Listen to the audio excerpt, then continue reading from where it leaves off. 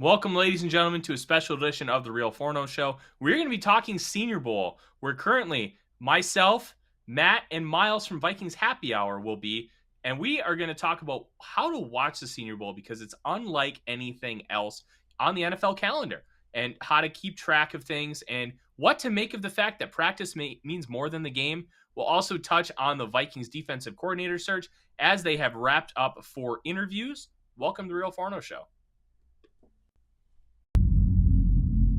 Welcome to the Real Forno Show, managing editor of the USA Today's Vikings Wire, betting and college football analysis for the Fantasy Points website, publisher of Substack Run and Shooter, host of The Good, the Bad, and the Hungry on the Voices of Wrestling Podcast Network, as well as a member of Climbing the Pocket. Welcome, ladies and gentlemen, to the Real Forno Show. My name is Tyler Fornes, and with me, as always, producer Dave, top right corner.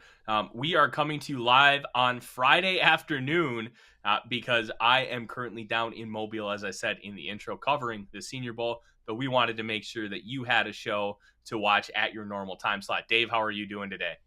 I'm doing great. It's Friday. It's going to be a fun weekend. Good football to watch on Sunday. Of course, my show on Saturday. And we're going to have a blast. My sister and brother-in-law's in town, so I'm going to have fun. Daughter number 2's coming to town on this weekend as well. So it's going to be a mini family reunion. Gonna have a good time. Is this your oldest or youngest daughter that's coming to town? Number 2, middle daughter. Oh, so you've got 3. Okay. I've got 3. Yeah. Well, we gave up after 3. Don't blame you. 3 is definitely a lot of kids to handle, let me tell you. Hey, that sounds like a good time. I'm excited to watch the Super Bowl between the Philadelphia Eagles and the Cincinnati Bengals here in a couple of weeks, and we'll see if that ends up. And as of recording, we don't know that that's going to happen, but no. That is the favored. Yes. No, it should be a lot of fun. Dave, let's talk briefly about these defensive coordinators that the Vikings have interviewed so far, and then we're going to touch on the Senior Bowl as well.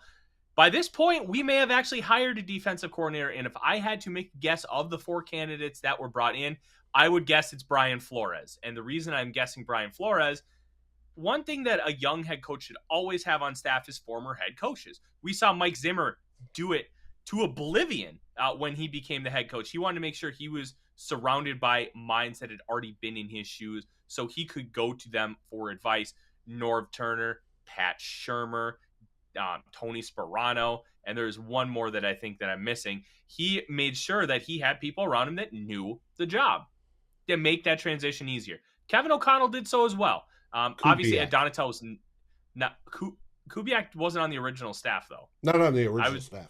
But when I'm just talking that original staff. Okay. Because the reason why I'm talking only about the original staff is because Kevin O'Connell did the same thing. He brought in a lot of experience. Ed Donatel was not a head coach, but he's been a defensive coordinator at multiple stops, been in the league 30 years, provides an incredibly valuable resource. Mike Pettin and Mike Smith, both defensive assistants, were also brought on staff, and they were both former head coaches. Pettin with the Browns in 2014, 2015. And Mike Smith was the head coach of the Atlanta Falcons right before Dan Quinn took them to a Super Bowl. So you had a lot of experience. Wes Phillips, obviously the offense coordinator, son of Wade, grandson of Bum, which is son of Bum is also Wade's Twitter account handle, which is tremendous in its own right. But he made sure that he had experience with them and people who have been around the game a long time. One of the reasons I think Flores will be the guy is they crossed over in 2008 when Kevin O'Connell was a second-year quarterback for the New England Patriots. And Flores has been a head coach. Flores understands how to run a defense. He understands how to run a team. And quite frankly, he didn't deserve to be fired after the 2021 season.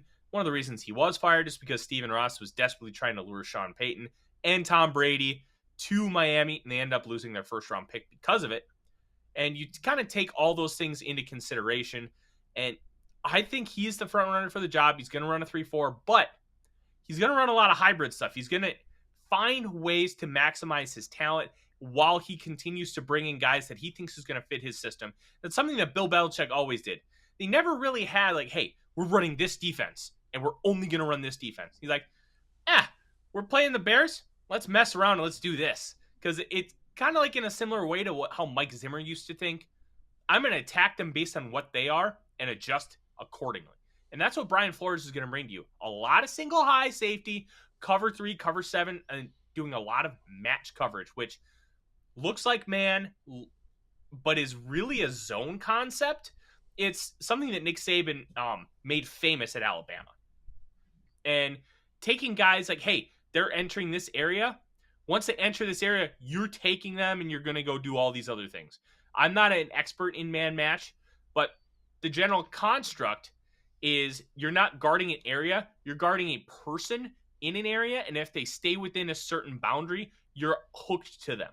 And it's not like cover 2, you have your corner about 5 yards off the line of scrimmage. He's going to drop about 5 or 6 yards, and he's going to stay in that zone and read the quarterback. Man match is going to be a little bit closer to man than it is zone, but it's still kind of in that weird gray area. But it's a very successful defense. And we've seen him be successful across multiple levels of football with great defensive minds. And I think Brian Flores would be able to bring that here and be able to do a lot of that stuff. But I don't think he's going to limit himself to that. We know Kevin O'Connell likes the Vic Fangio style defense. But I like that he's not only interviewing Vic Fangio candidates. He only interviewed one, and that was Sean Desai. Desai ran the Vic Fangio defense in an opposite way of what the defense is supposed to be. He was 5th in total defense, 26th in points allowed. The reason why, -13 turnover differential. The offense was abysmal under the final year of Matt Nagy. You obviously had a rookie quarterback adjusting, and then Andy Dalton, a massive amount of injuries. There were a lot of different reasons why Desai did not have the kind of success you would project him to have. It's also one of the reasons why he's a very popular candidate right now, Dave. I love what he brings to the table, and he spent this past season in Seattle with Clint Hurt and Pete Carroll. They wanted him to bring over some of the Fangio stuff to implement with their cover 3, cover 7 stuff that they already run. Because Pete Carroll's pretty much off the Belichick tree, but he kind of became the foundation of that cover 3. Grant tree. That too. He's a Parcells guy, and he's a Bud Grant guy. They do a lot of, like, we all remember the Legion of Boom, cover 3. It swept the league by storm. Well, that cover 3 is mostly dead. You still see it run, but it's that style of defense is not, it's not as successful because they found ways to beat it. And that's why the Fangio defense, there are plays to beat it, but you can still be very, very successful with it. And teams haven't quite figured it out yet. That's why Kevin O'Connell wanted to bring it in, because he couldn't figure it out. It gave him a lot of issues. And if you go back and watch the Super Bowl between the Rams and the Patriots. Brian Flores had Sean McVay in hell. In absolute hell. That's why these guys love people who give them trouble, because if they can give me trouble, they're going to give you trouble. And that's kind of the idea behind hiring some of these guys. But Desai would be a very good candidate. He's probably my number 2 choice. I want Brian Flores. And an underrated element of this whole thing, Dave, I don't believe it's going to play a major factor in hiring, but it could be a major factor down the line. If you hire Brian Flores or Sean Desai and they become a head coach, you get 2 third-round compensatory picks because they are minority candidates. And that is, I guarantee you, that is something that, one, is floating in the back of the mind of both men, both Kevin O'Connell and Kwesi Adofo-Mensah. And 2, we know, based on the conversations that they have both had, they are very pro-minority candidates. They are pro, are you going to be the best candidate? And they're not going to value race at all in, like, choosing, because we've seen it across the league. Hey, one of the reasons Brian Flores is suing the NFL is because they had already decided to hire Brian Daboll, and the Brian Flores interviews basically for show. Like, there are real issues with the hiring practice, but I don't believe that this team has any of those. They're going to hire the best dude. And I think that best dude is going to end up being Brian Flores. Dave, one question I want to propose to you. Do you think Flores takes the job? I very much would like Brian Flores. He's my number one choice as well. There is a problem Mm-hmm. with Brian Flores, however. Brian Flores interviewed for the head coaching job of the Arizona Cardinals. The Cardinals have yet to select their head coach. They very well may pick and select Brian Flores. Now, you can get into all sorts of conspiracy theories whether the NFL is going to continue to blackball him because of the lawsuits that are out there, or if they're going to try to placate him because the lawsuits are out there. We don't know.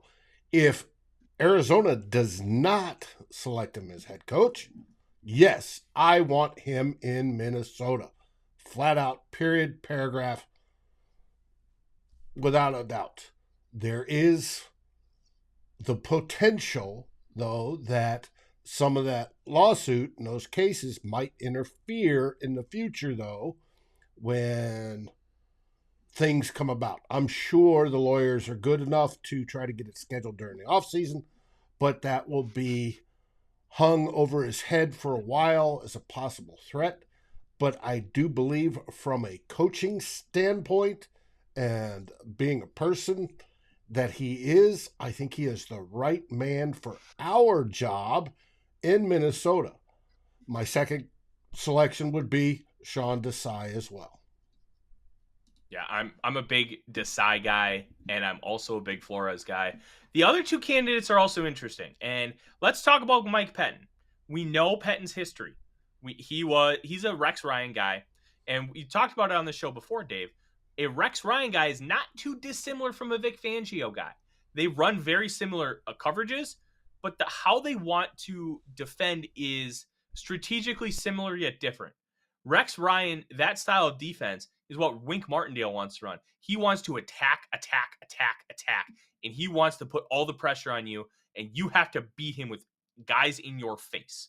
That's how they've always wanted to play. You have great corners on the outside, and you develop pass rushers because you don't need great pass rushers because you're going to blitz like crazy. So you want great blitzers. And linebacker is such a priority. Same with defensive line. The edge rushers, they've always developed in that system. It's you had your Terrell Suggs there for a long time. They spent a first round pick on him. But you have like your Pernell McPhees, your Zadarius Smiths, your Matt Judons, your round 3, 4, and 5 edge rushers, guys you can develop and teach because they don't have to do as much. They're not asked to win one-on-ones like Danielle Hunter and Zadarius Smith were this past year. Hey, you need to win on the outside because we are not giving you help in blitzes. That's not how Rex Ryan likes to run his defense. He likes to attack. And that puts a lot less pressure on the edge rushers because they are going to deal with one-on-ones. They're going to have open lanes. They're going to have the ability to do a lot of different things because it's a scheme defense and less of a talent defense. Now, you still want to have talent, but you're not relying on your edge rushers to do more than your corners. You need your corners to play good man coverage, which is why if you take a look at the Baltimore Ravens currently, Marlon Humphrey, Marcus Peters, what are they? Great cover corners in man coverage, and they can lock you down while you're sending the house. And that is kind of the key to what their defense is. That's why, like, you even go back to Marvin Lewis's defense in 2000 because it's the same tree. The Ravens, up until this past year, basically ran the same style of defense with evolution for 20 years. Incredible stuff, right? Now, it helps when you have an Ed Reed and a Ray Lewis for a decade, but they've been able to mix and match and really be a good defense for that long. Really impressive, right? And Pettin comes from that tree. He was Rex Ryan's defensive coordinator for multiple years with the Jets. Then he took over for the head coach of the Cleveland Browns. He was okay as the head coach. I think Jimmy Haslam has way too quick of a trigger when it comes to head coaches. That's why guys would only last 2 years. Well, you can't get your feet under yourself in 2 years. I think his last year he won 7 or 8 games, then they still canned him. That's Cleveland. Not exactly a great process. Mm-hmm.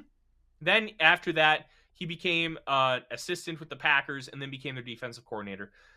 He ran good to okay defenses, but the problem was in big moments and when times needed it, he never adjusted. He never had that fastball where, hey, I need to make a play. I'm going to call this and we're going to get out of this situation. It was just kind of okay, and he became stagnant, which is why they had to move on from him and let him go. And I've seen a couple media members talk about, oh, Patton would actually be a good candidate. He's really shouldn't be, because like the argument is, oh, but he was great like with the Jets and he had good defense with the Browns. Like, sure, he had good defenses a decade ago, Dave. I don't Mhm. care.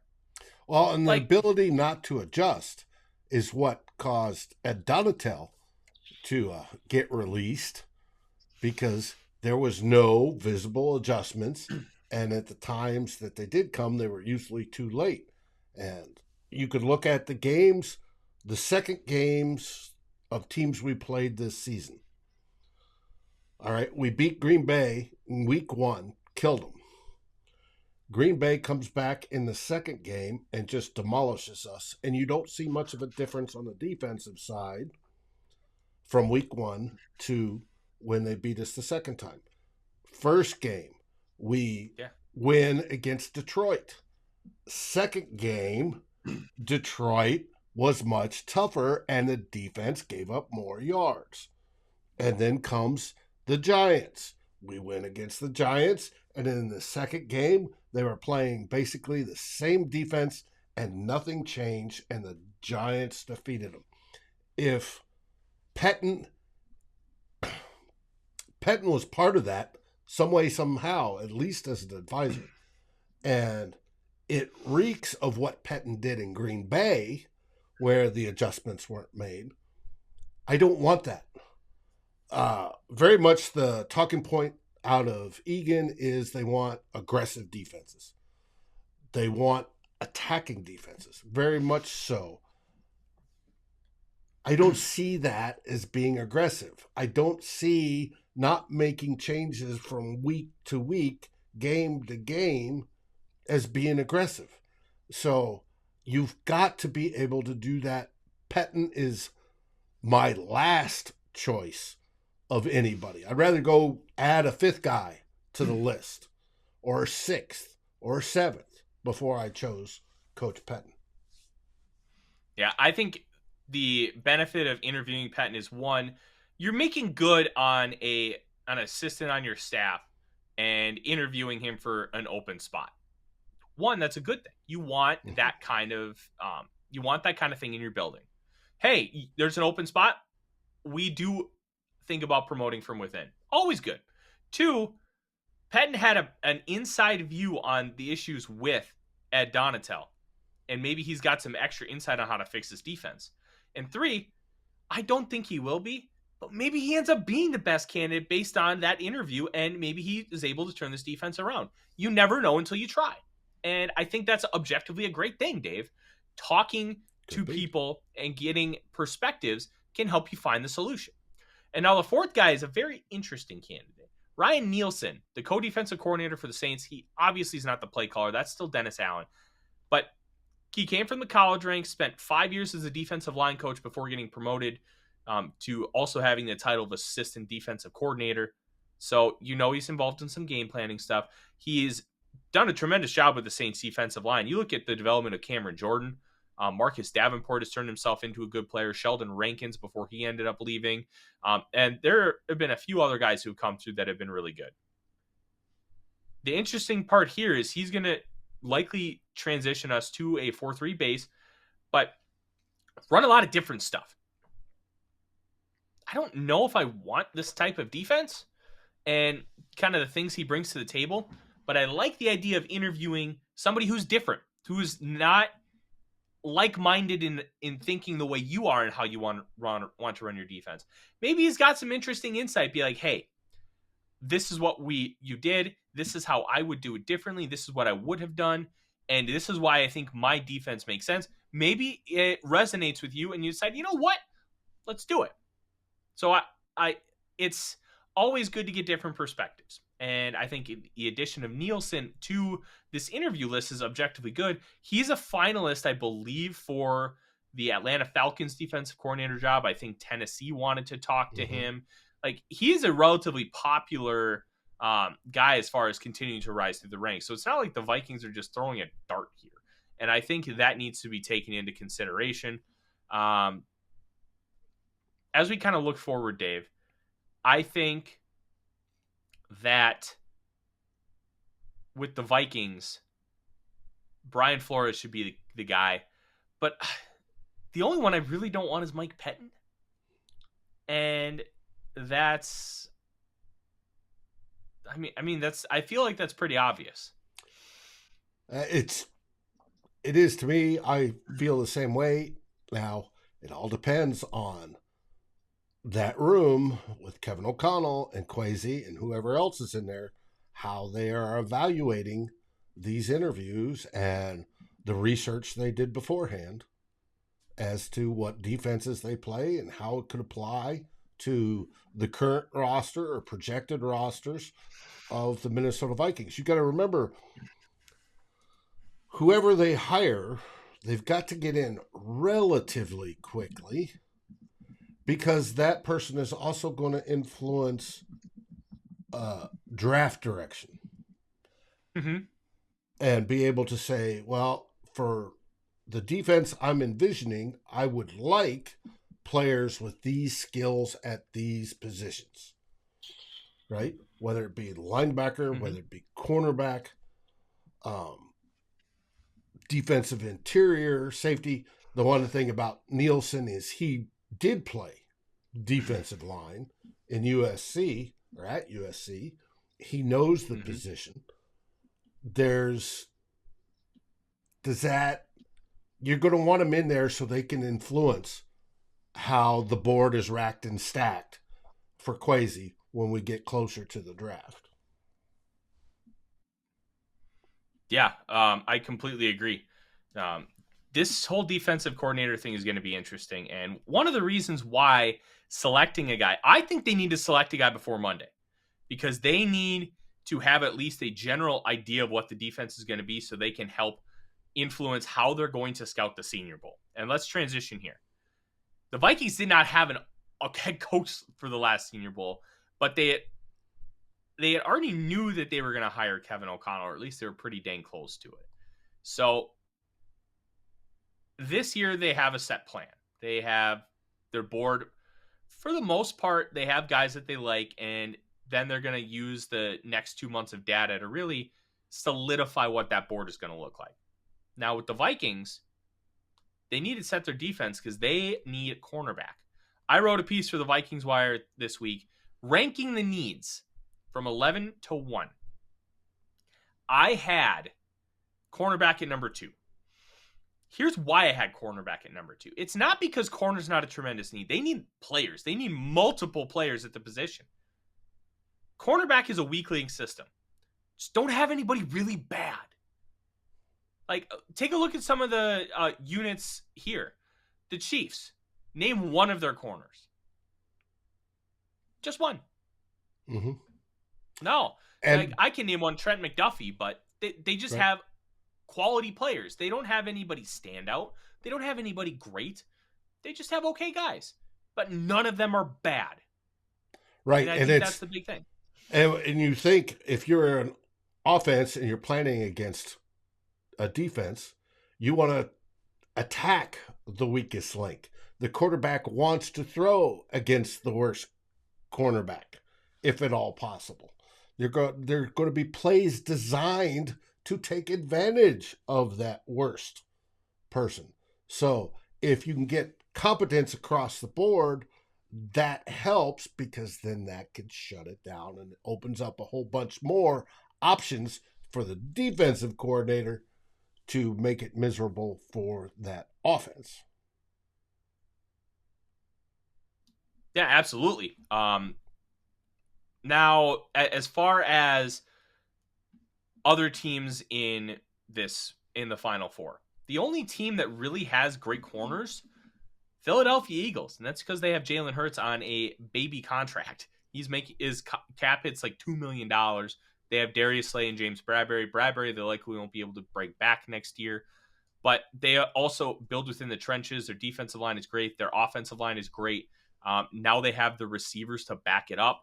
And this is why I'm going to pound the table all offseason. The Vikings need to take a quarterback in this draft. Where you take the quarterback, I don't think matters as much. unless you move on from Kirk Cousins, which at this point I give it about a 10% chance. But if the Vikings really prioritize the position, they need to start throwing darts. They threw a dart at Kellen Mond. I loved the process. I thought the player selection stunk, and I've said that since day one. I tried to talk myself into him, like, oh, I could see some tools, but he was just bad. And the idea of taking a quarterback, eventually you're likely to hit on a Russell Wilson, a Dak Prescott, a Kirk Cousins. Kirk Cousins was a 4th-round pick. He was the first pick in the 4th round in 2012.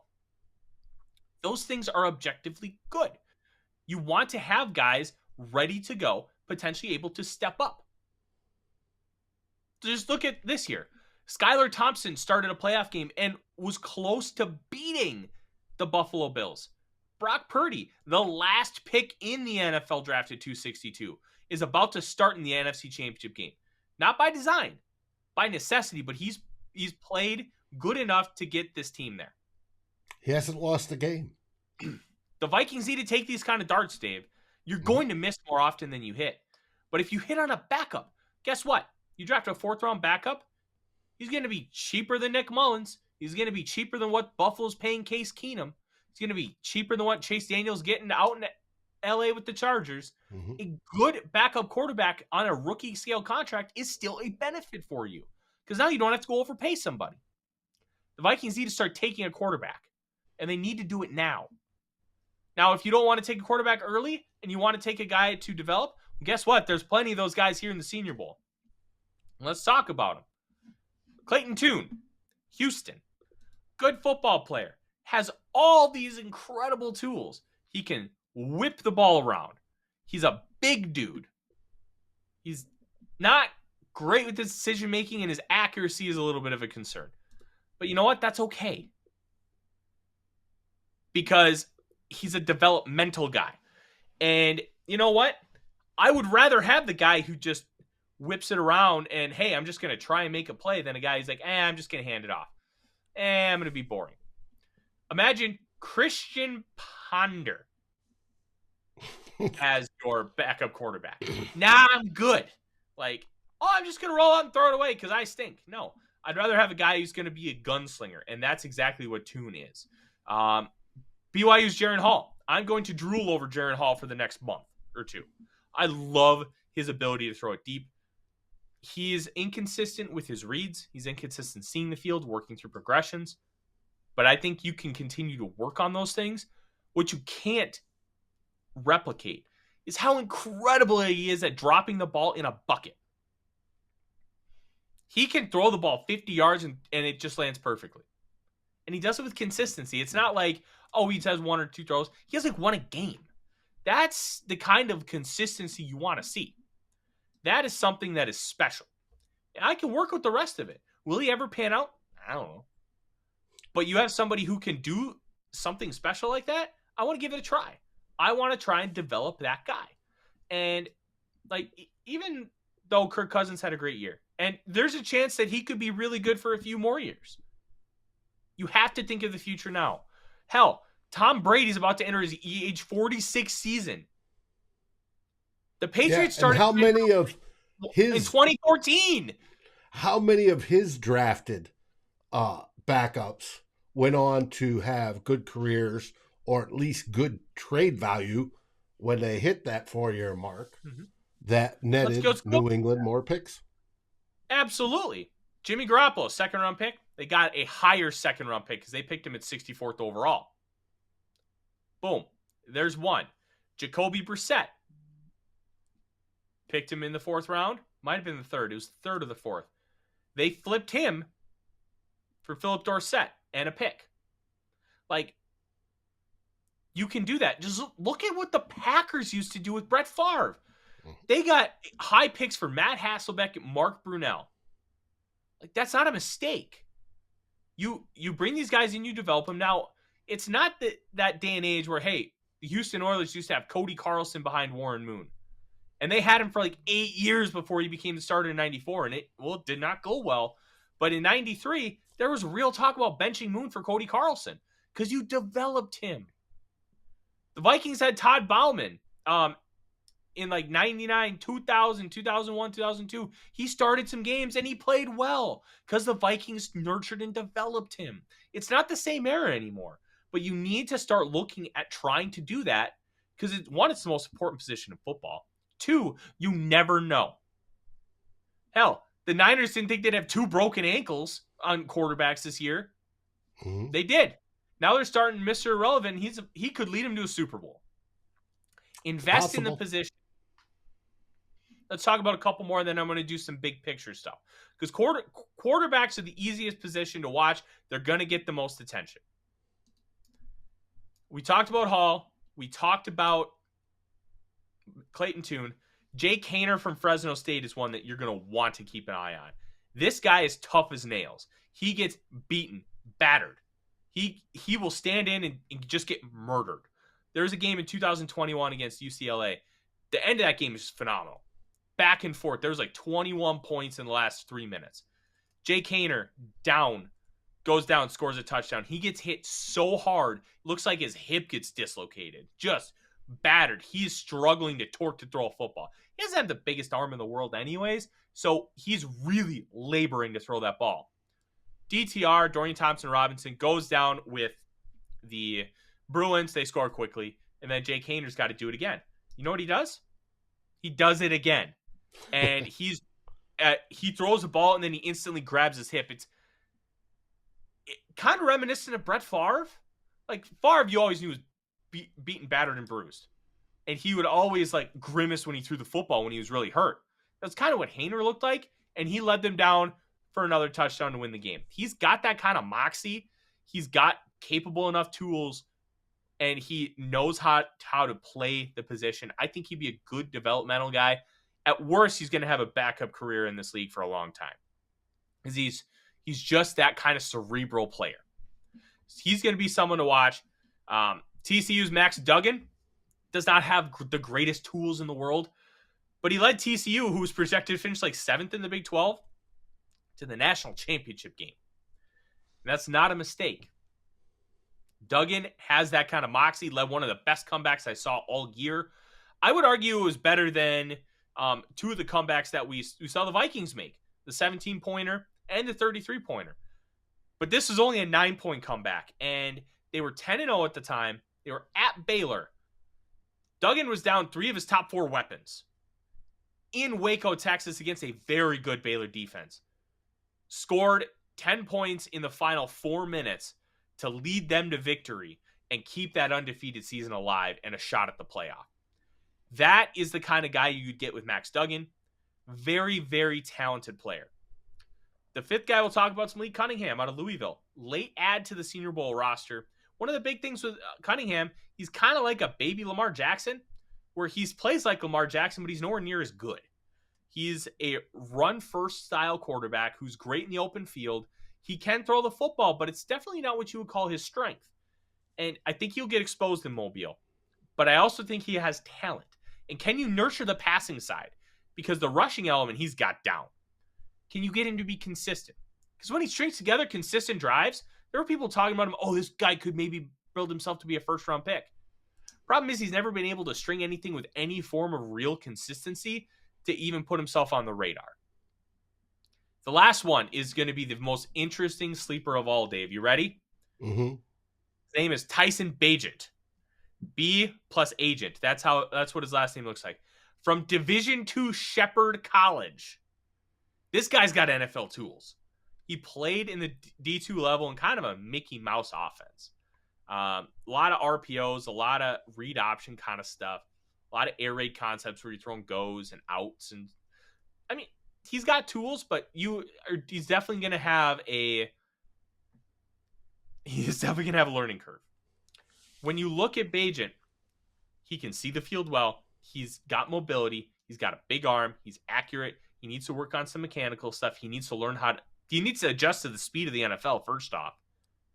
Well, good week in Mobile is going to do a lot for him because you're going up against the best senior competition. If he plays well, you're going to hear a lot about Bagent getting possible day 2 talk. This is a guy that you might want to look at developing because there are tools. He's underdeveloped coming from a Shepherd College. And that's somebody that you want to take a chance on. He's a blank canvas. Work with them. If Kevin O'Connell's really a quarterback kind of whisperer, this is how you want to prove it. You want to get a blank canvas. Dave, you're an artist. Mhm. If you're given, I kind of relate it to a coloring book. If somebody gives you a coloring book and one sheet's got everything all mapped out and all you have to do is fill in the colors and the sheet next to it is blank, kids are going to probably want to go for the left. They're going to want to go with the lines because the base is already done and they get to be creative within the base. You as an artist, with what you like to do, you like to be creative and you like to be able to put everything out there without having somebody telling you how to start or how to begin, because that's how your brain works. If you're a quarterback whisperer, you want to think like Dave. You have these tools. Now, how are you going to make it work? How are you going to develop them? How are you going to paint that canvas? If Kevin O'Connell's that QB whisperer, he should want a guy like Bagent. He should want to be able to develop all those tools and make it his creation, his robot in a lab. This is what you want. Is Bagent going to be that guy? I have no freaking clue. It's quarterback. Nobody knows anything when it comes to quarterbacks in this league. You could say, hey, I thought Malik Willis was going to be able to take the league by storm year one. He had a much bigger learning curve in the passing game than I thought. Plus, Mike Vrabel did absolutely nothing to help him. That didn't help his case either. I thought Carson Strong would be a great quarterback. He is maybe bound for the XFL. Like, you can see talent, you can project it out. Nothing's going to be perfect. Like, I have hits. I thought Lamar Jackson and Josh Allen be two of the best three quarterbacks in that 2018 draft class. I had Baker Mayfield as one because that moxie and that incredible arm. Baker had some good years, and he could still be good down the line. And Lamar and Allen, great. Like, you're going to have hits, you're going to have misses. But it's understanding where you went right and where you went wrong so you can help project forward. And I'm very interested to see what Bagent does long-term. I really am. Because he has those kind of tools. Well, what sort of schedule are you going to have down there to watch these players? Now, we've just talked about the quarterbacks, and there's obviously every other position. But what sort of schedule do you, as a credentialed member of the press, when do you get availability to actually look at them? It's a great question, Dave, and we'll kind of talk about how you should watch the Senior Bowl because practices are going to air live on either ESPN or NFL Network. I think all the practices are airing on NFL Network now.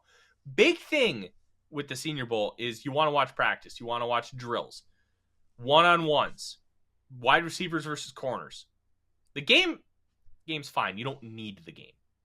The game's an all-star game. You know how all-star games are. Right. They'll play it a little harder than a normal all-star game, but still an all-star game. You do those kind of things. You watch one-on-ones. You watch, hey, how does the receiver beat the corner? How does the corner keep up with the receiver? Then you watch how the quarterback throws the football.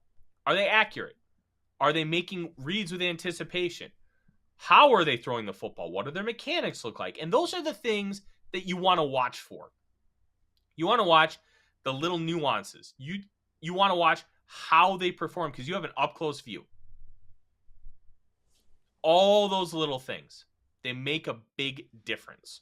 And that's why being at the Senior Bowl makes all the difference because you get to see it in real time. You get to talk to those. Like, one of the things I like more than anything is I like talking to people I know are smarter than me at this. Because when I talk to people smarter than me, I can bounce my ideas. Like, hey, I saw this from this guy. What did you think of this guy? Oh, I didn't see it that way at all. I saw it this way. I'm like, okay, why did you see it that way? And then I can get a better sense of, hey, I missed this here, so I can do this next time when I see things. And I don't ask people to get opinions so I can change my own. Sometimes I do because they make a good point. And I revisit it. I'm like, okay, I was wrong and they were right here. So I'm going to evolve my opinion based on new information. But talking to people who are smarter than you is the best way to learn because it's great to be the smartest person in a room. It's better to be the dumbest person in the room. Like, because you can learn so much from those who are smarter and eager to learn. Yes. Mm-hmm. Yeah, that's obviously hyperbole. Like, I'll probably be in a room where I am the least knowledgeable person there, and I'll be excited because I'll get to talk to all these people who know more than I do, so I can continue to grow and get better. And those little things make such a difference, Dave, because you're going to be able to learn, see in real time, hear reactions in real time. I'll have columns going up for Vikings Wire. So will everybody else talking about the Senior Bowl, and it's going to be a really good experience that I am very excited to share with everyone, because it's going to be 1, fun, 2, entertaining, 3, a wealth of knowledge. You're going to learn so much from reading people like myself, from hearing people like myself talk. And I hope you tune in through the entire Senior Bowl process. We're going to have a ton for you. Those little things make the biggest difference. How mannerisms on the field. You get a look at these guys in real life. Like, there is sometimes, like Bryce Young, the quarterback from Alabama, he's listed at 6 foot, 194. There's no chance he's above 5'10". When you see a player, you can get a sense like, oh, this school lied about their size. Or, holy crap, that's a big human being. Like, those things matter. And that's why being at the Senior Bowl is such a good thing. You get a sense of all these things that you never would have gotten before. When are you flying down there? My flight leaves, I think, about 5:55 a.m. on Monday, and I arrive back in Minnesota at about midnight on Friday night. So we'll be in Mobile for 5 days, 4 nights, and there's going to be a lot of information coming. There's going to be a lot going on, and let me tell you, I am excited to be able to share more about our Senior Bowl journey next Monday on the Real Forno Show, because there's going to be a lot to talk about. And then we're probably going to start talking about some guests and bringing people on that know more than I do, so we can get you prepared even more for this Vikings offseason and NFL draft. If you have any questions during the Super Bowl, you guys know how to get in contact with me. I'm at the Real Forno on Twitter. Send me a message. Let's have a conversation about the NFL draft. Like, this is the best time of year. I love watching football. I love projecting forward and trying to piece the offseason together and make this team better. This is my time, and I'm very excited. And we're going to have a good ride here through the NFL draft. This week, we're going to be bringing you some quick hitters from the stadium. We're going to be doing some stuff that way. We're going to have a lot of fun. This is, we're going to continue to update you on the Climbing the Pocket Twitter account. We're also going to update you on my own Twitter account. There's going to be a lot of fun stuff, and get ready. Going to be a good time. Dave, what do we have for the people before we end up taking off here for the evening? It's going to be a week that celebrates the Senior Bowl. All our coverage will revolve around that, from your show, which will go out Monday at the regular time, all the supplemental stuff that comes out, Vikings Happy Hour from the Senior Bowl, which will probably be pre-recorded as well. And then Darren and I will probably wrap things up next Saturday with one of the themes being what we saw at the Senior Bowl and moving on from there. Hopefully some point in time during that time period, we have an announcement of a new defensive coordinator for the Minnesota Vikings. Mm-hmm. We will do an emergency show if we have to, and we will discuss that as well. It's going to be a good time, guys. Get excited. The offseason is really starting to take hold now and kick off. Have fun. Enjoy it.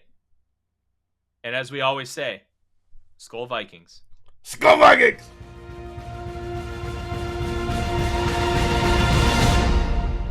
Thanks for watching. Like, subscribe, and ring the bell, and rate us on your favorite aggregator. And a special shout out goes to our partners, The Daily Norseman, where the best Vikings content can be found, and to Lake Monster Brewing, home of the best beer in Minnesota. Skol, everybody.